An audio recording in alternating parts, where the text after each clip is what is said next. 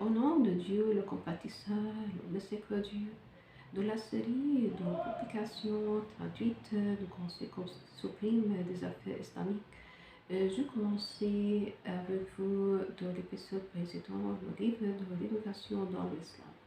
Le premier chapitre. Dans cet épisode, je commence avec vous le deuxième chapitre. Dr Mohamed Atia Al-Ibrashi continue.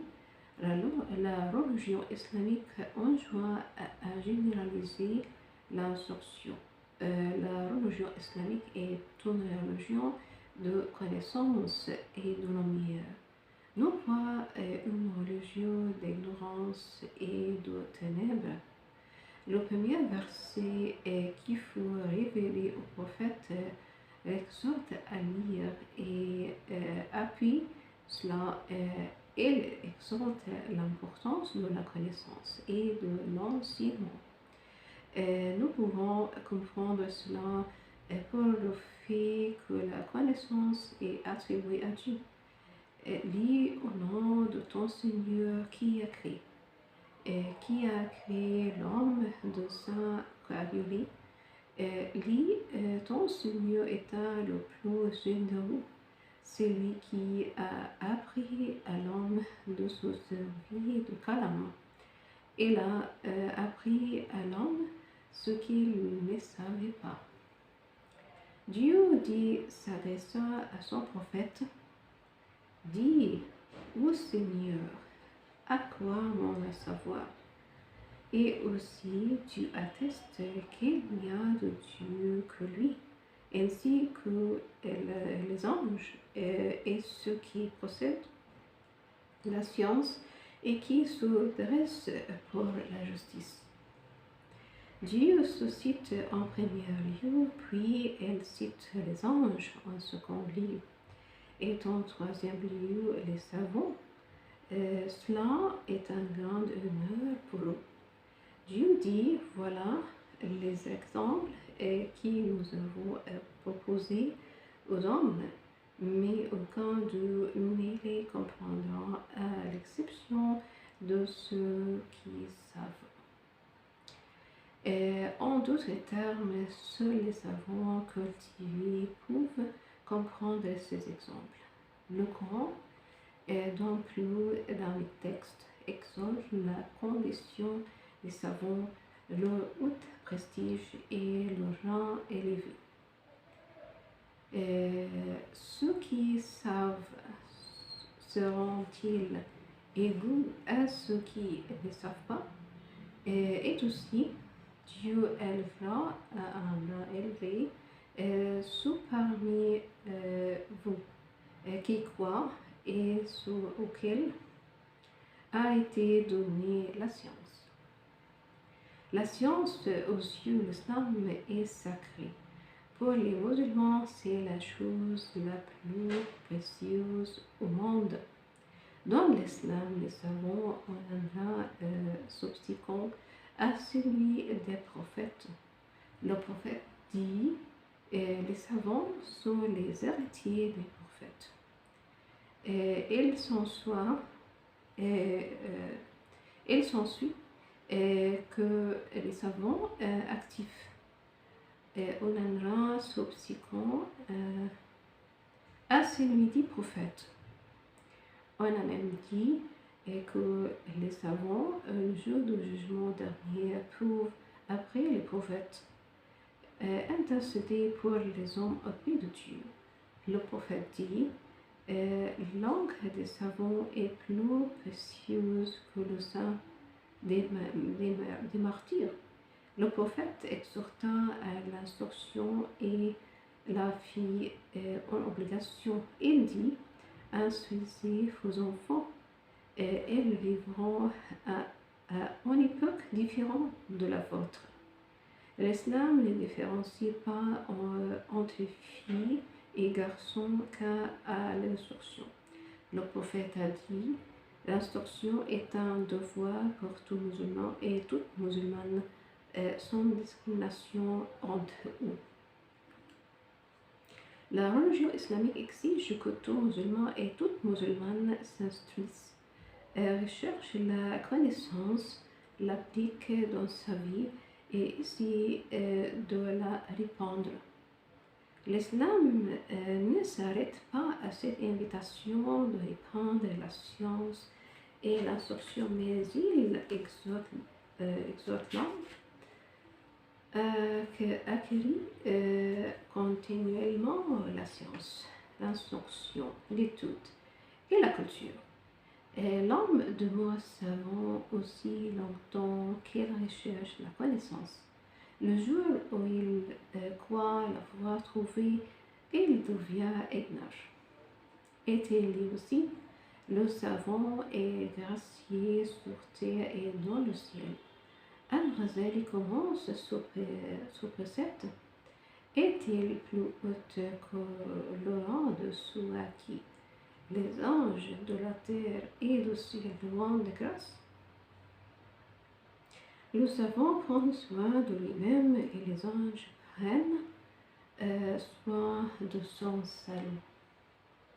Le prophète encourageait l'instruction par ses paroles et par ses gestes. Elle libérait les prisonniers infidèles qui étaient cultivés à condition qu'ils enseignent aux musulmans à lire et à écrire. Vous l'intérêt qu'elle portait à ce que l'instruction se diffusa et se propageait entre la masse des musulmans. Sans cesse, elle donnait à la femme une opportunité, une chance d'apprendre à lire et à écrire. Elle demanda Al-Safwat Al-Adawiya d'apprendre à son épouse Hafsa à lire et à écrire. Par cet exemple qu'il donnait à son peuple, elle démontrait la nécessité de l'instruction des jeunes filles et des fillettes. Un jour, l'un de ses compagnons, le prophète, vit deux cercles. Dans l'un de ces cercles, des croyants invoquaient Dieu et le priaient. Dans le second, d'autres instruisaient des gens. Il dit qu'à ceux-ci, il invoque Dieu.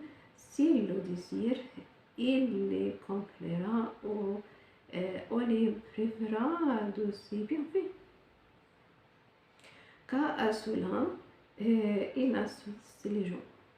Moi, je vous envoie pour instruire. Il se tourna et se joignit à eux.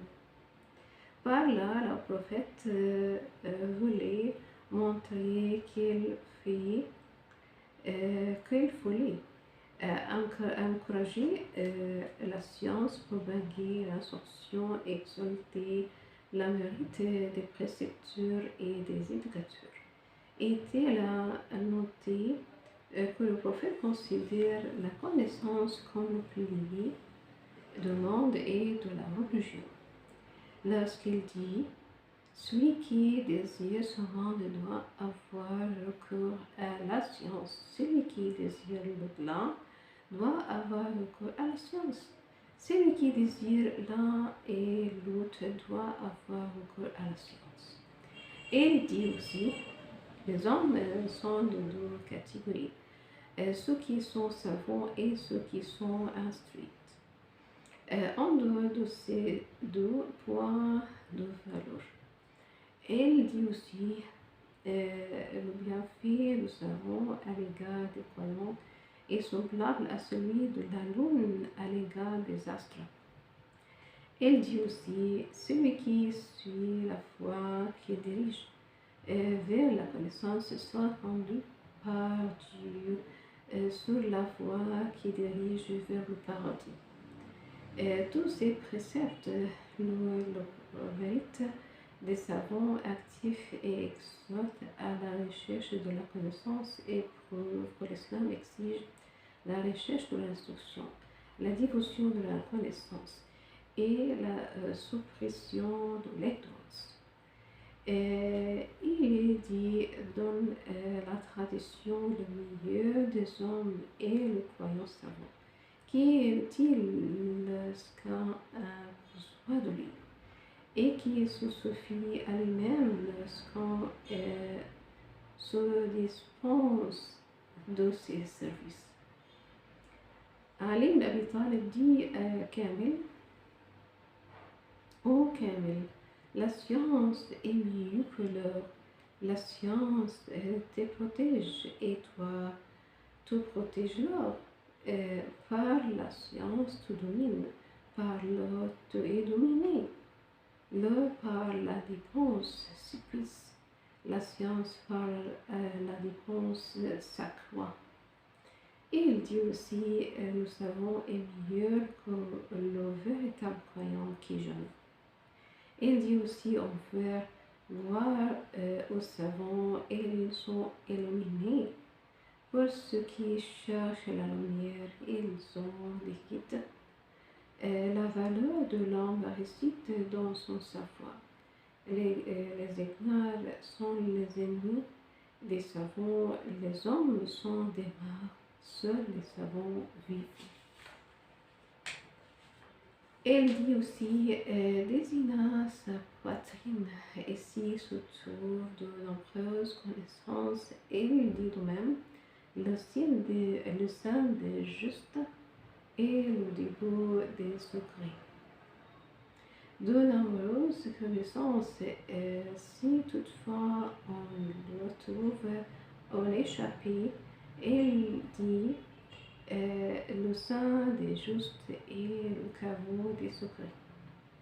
Omar dit, mes frères, recherchez la connaissance. Dieu possède un vêtement qu'il affectionne, est-il en vétéran celui qui recherche la connaissance dans l'un de ses domaines. Cela n'est pas étonnant car par la connaissance les corps vivent dans la lumière, la science comme la théorie de la pluie du ciel. Un sage dit, c'est un savant mort, il sera plumé par la baleine par l'oiseau dans les airs. Et si son visage s'efface, sa mémoire ne soit jamais oubliée. On a dit, sois savant, instructeur ou auditeur, mais ne sois pas ignorant, car tu périras.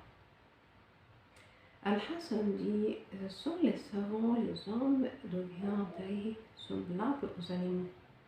Et il veut dire par là que par l'instruction, les hommes dépassent l'état animal pour atteindre l'état humain. On a dit, instruisez-vous, car dans le savoir et la quête de Dieu. Sa recherche est en prière, son étude ou glorification de Dieu. Sa poursuite en guerre sainte, jihad, l'enseigner à qui est en aumône et le donner est une offrande. Le savoir est le compagnon dans la solitude, l'ami dans la réclusion. L'ami dans la réclusion, il est le guide dans la religion.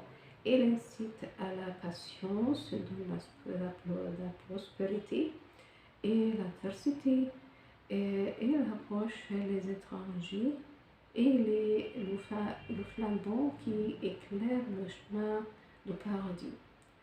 Par le savoir, Dieu élève les hommes, les fait parvenir au rang des chefs et maîtres, des guides que l'on suit, dont on relate les gestes, dont on contemple les actes.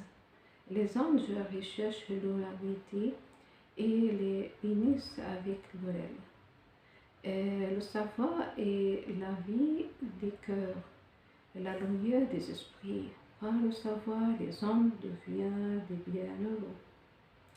À travers le savoir, Dieu est oublié, adoré, oui, dans son unité, glorifié. Par le savoir, les hommes seront unis, les justes seront illuminés. On a choisi à un sage entre la fortune, la royauté et le savoir.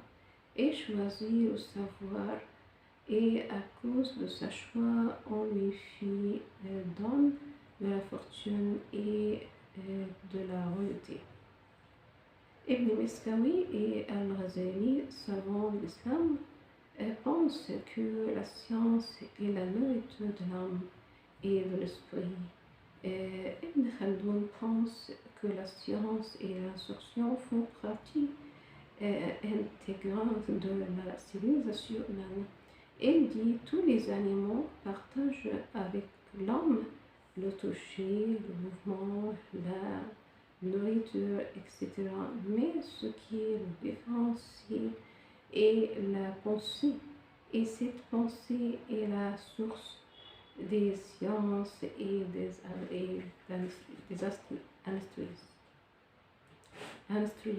industries et des industries.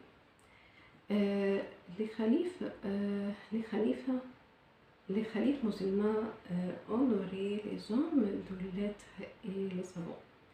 Il est complet de présent et ce qui prouve qu'il référait la science, c'est qu'il exhortait leurs enfants à instruire, était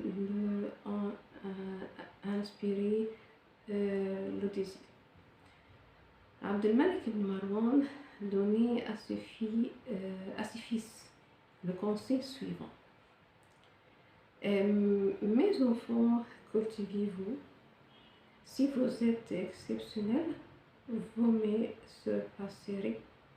Si vous êtes meilleur, vous réussirez. Si vous êtes de commun, des mortels, vous vivrez. À son avis, les êtres exceptionnels par l'instruction deviennent des maîtres. Les êtres moyens des chefs et le commande des mortels pour gagner son pain et sa vie. Et Mus'ab ibn Az-Zubayr dit à son fils, instruis-toi, et si tu n'es pas beau, tu le deviendras. Si tu n'es pas riche, tu le deviendras. Le savoir est la parole de celui qui n'a pas de parole, et la fortune de celui qui n'a pas de fortune. Al-Rashid confia le soin de l'éducation de son fils Al-Ma'moun Al-Sibawi et celle de son fils Al-Amin à Al-Ahmar, surnom de Ali Al-Hassan. Il donna au précepteur la recommandation suivante, à la lumière de laquelle il devait entreprendre l'éducation de ses fils. Ô Ahmar, le prince des croyants t'a confié l'âme de son âme et le fruit de ses entrailles. Protège-le. Son obéissance est un droit pour toi et remplit le rôle que t'a assigné le prince des croyants. Enseigne-lui le Coran, conte-lui l'histoire, cite-lui les poèmes, fais-lui connaître les rites, éclaire-le sur les règles de la langue, défends-lui de rire car il ne le doit pas. Et si quelqu'un des Banu Hashim pénètre chez lui, exhorte-le à le respecter. Cet âge général lui rend visite. Il doit le glorifier. Ne laisse pas passer la moindre heure sans saisir l'occasion de lui en faire tirer profit.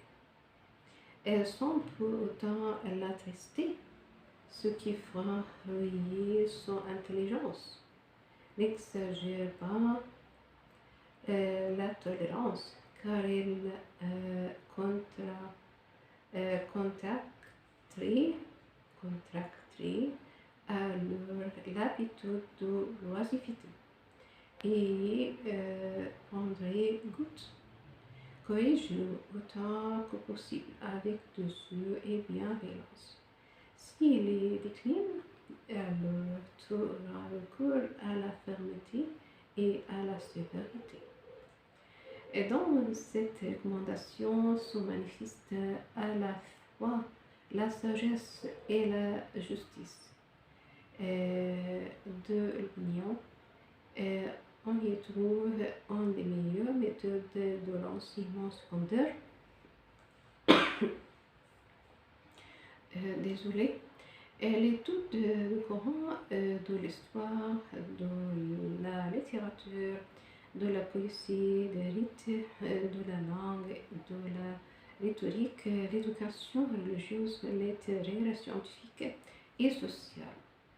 La dernière partie de la recommandation peut être considérée comme le statut de la manière d'agir et de la manière de châtier l'élève. N'exagère pas la tolérance car elle contracterait l'habitude de l'oisiveté et prendrait goût. Corrige-le autant que possible avec douceur et bienveillance. S'il les décline, alors tu auras recours à la fermeté et à la sévérité. Les sages, les hommes de lettres et les philosophes se sont longuement étendus sur ce sujet.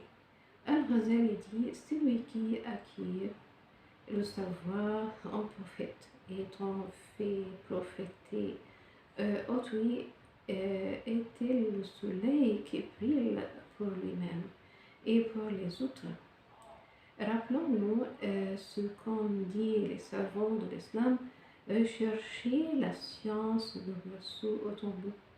Recherchez la science même si vous devez aller jusqu'en Chine. En demandant à Abi Amr ibn al-Ala, est-il bon pour un vieillard de rechercher le savoir? Il répondit: s'il lui est bon de vivre, il lui est bon de rechercher le savoir. Mais il n'y a pas de doute à ce que l'enfant est plus apte à l'instruction que le vieillard. Al-Ghazali dit: on acquiert le savoir comme on acquiert la fortune. Celui qui s'est agi ancienne et celui qu'un homme grand dans le royaume des cieux, il était le musc qui parfume. Celui qui s'y ménageait pas était le cahier qui est utile mais vite. La filoire qui aiguise mais coupe par les goyelles, qui habile mais qui énoue à la mèche de la lampe, qui éclaire mais qui se consume. On a dit: il n'est qu'une mèche allumée qui éclaire en se consumant. Il est relaté dans la tradition acquérir la connaissance et l'un des piliers de la religion, le guide de l'homme, le compagnon de la solitude, l'ami dans l'exil, le lien dans les réunions Il est le moyen qui permet d'acquérir la fortune et de subvenir aux besoins. La science, si toutefois on l'applique dans la vie au bienfait suivant, elle conduit à la religion. Elle attire l'attention de l'homme sur ce qui lui est utile et ce qui lui est néfaste. Elle lui est un compagnon dans la solitude et sans sa réclusion. Un ami dans l'exil, il est un lien dans les cercles et les unions. Elle fournit la fortune et elle est le moyen d'atteindre la richesse. Ce sont en effet de nobles et d'utiles bienfaits et d'heureuses conséquences.